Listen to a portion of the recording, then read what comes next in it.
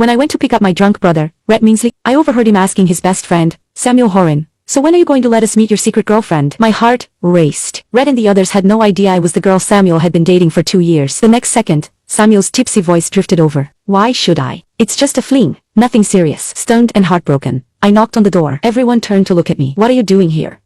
Rhett stubbed out his cigarette and patted the seat beside him, motioning for me to sit. "The driver is on leave today, so Mom and Dad asked me to come and get you." Rhett nodded and said to everyone in the room, "Put out your cigarettes. My sister can't stand the smell." One of them teased, "Whoa, you're so protective of your sister. What will you do if she gets a boyfriend?" Rhett chuckled, swearing under his breath as he affectionately ruffled my hair.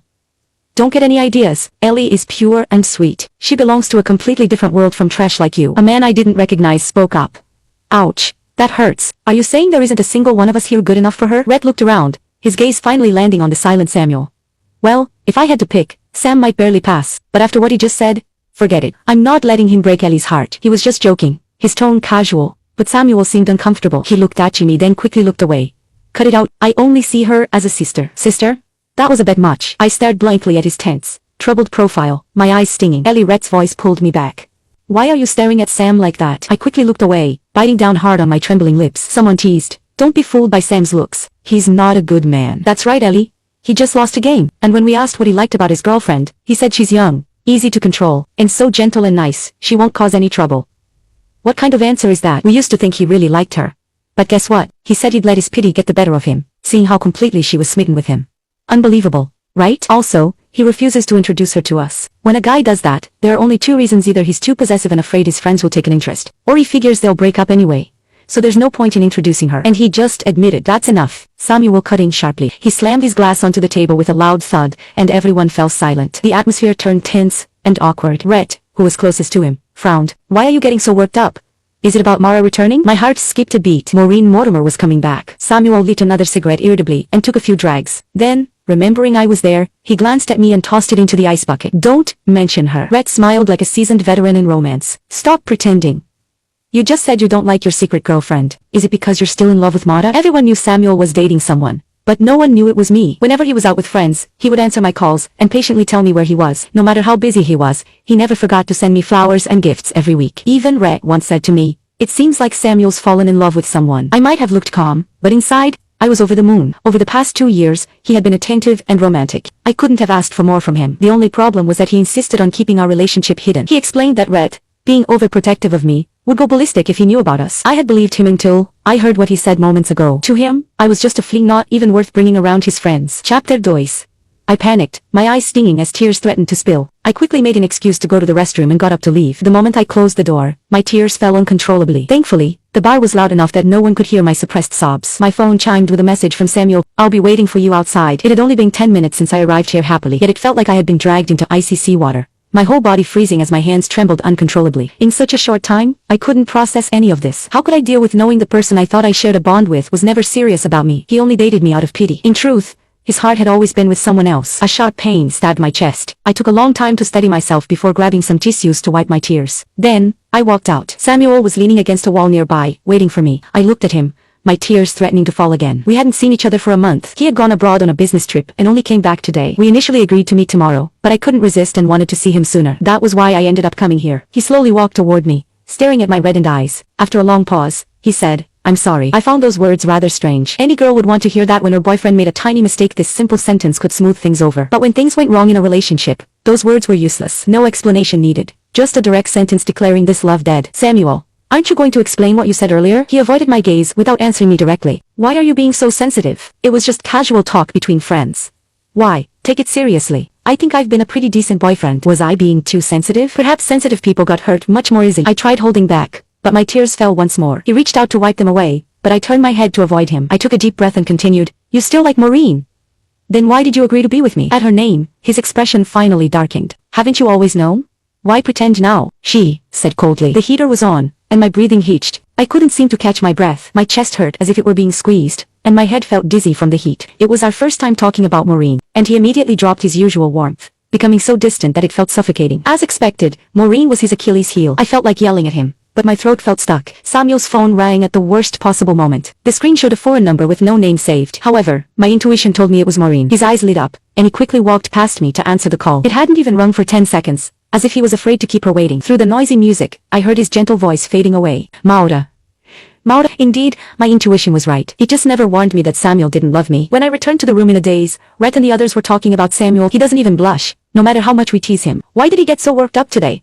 Could it really be because of Maura? Rhett took a sip of his drink and said slowly, what else could it be? For years, whenever he got drunk, he'd call out Maura's name. When she first went abroad, he secretly went to see her. I don't know what happened, but when he came back, he was so depressed. No matter how I asked, he wouldn't tell me. He started dating someone else, and I could tell he was starting to care for his girlfriend. I thought he'd moved on. But did you see his expression when he heard Maura was coming back? I called him several times before he even heard me. I had never seen Samuel drunk, never heard him call someone else's name, and never knew he had gone abroad to visit her. They kept talking about the love letter he never gave Maureen at her coming-of-age party, or how he bought every album she released. It turned out I knew little about him. I stood there blankly, listening as they praised how he loved in silence, how worthy and sincere it was. I forced myself to stay calm, but my nails dug deep into my palm. Even the notorious playboy we knew clicked his tongue and remarked, his girlfriend is rather pitiful.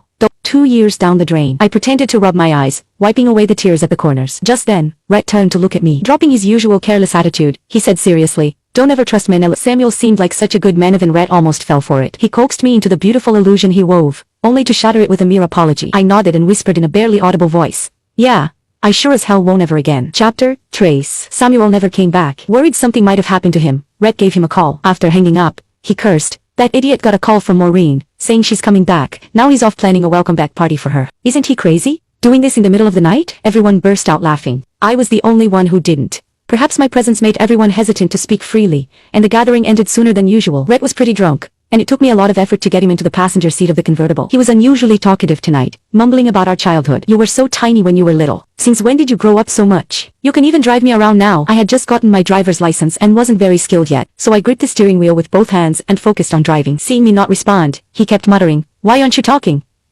You've always been so quiet. You and Maura are the same age, had the same upbringing, and yet your personalities are completely opposite. Hearing her name, my grip tightened instinctively. Ellie, you're my sister. You can be willful, you can act spoiled, and you can do whatever you want. From the corner of my eye, I watched as Rhett tilted his head, falling asleep after saying all that, but my memories drifted uncontrollably back to our childhood. I was never willful or spoiled. People said Rhett was overly protective of his sister, but we weren't like this all along. I couldn't really blame him after all. I wasn't very likable, especially with someone like Maureen around, so cheerful and lovable I was overshadowed, and everyone favored her more. Both Rhett and Samuel felt the same way, too. They often took Maureen to play games, catch fireflies, climb trees, and pick fruit, never asking if I wanted to tag along. Even the way they addressed us was different. She got affectionate nicknames, while I was always called by my first name. Maureen would ask the boys to play pretend with her. She was the princess, and they were princes, knights, and dwarfs. Meanwhile, I was stuck being her maid since there could only be one princess. I would always blend into the background, but Samuel noticed me. When I was 10, Maureen was obsessed with dramatic fantasies and insisted on having everyone write wish notes, burying them so we could dig them up years later. They helped her buy paper, handed her pens, and dug a hole. I stood behind them with my head lowered, saying nothing. I wanted to write one too, but no one offered me. They pinched Maureen's cheeks and teased her for being childish,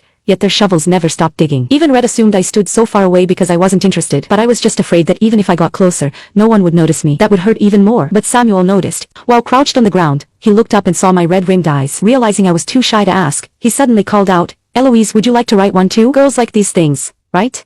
I'll dig a hole for you as well. Maureen had a natural charm that made people like her, and she enjoyed everyone's affection without much thought. But I was different.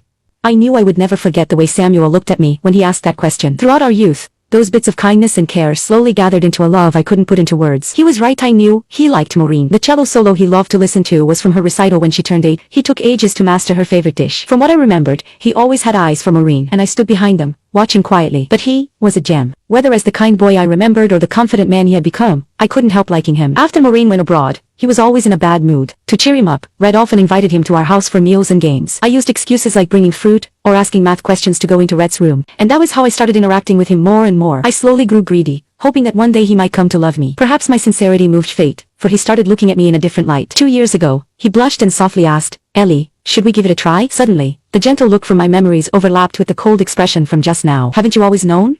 Why are you pretending now? My vision blurred. I wiped my eyes with the back of my hand, but when I could see clearly again, it was already too late. I crashed straight into the car in front,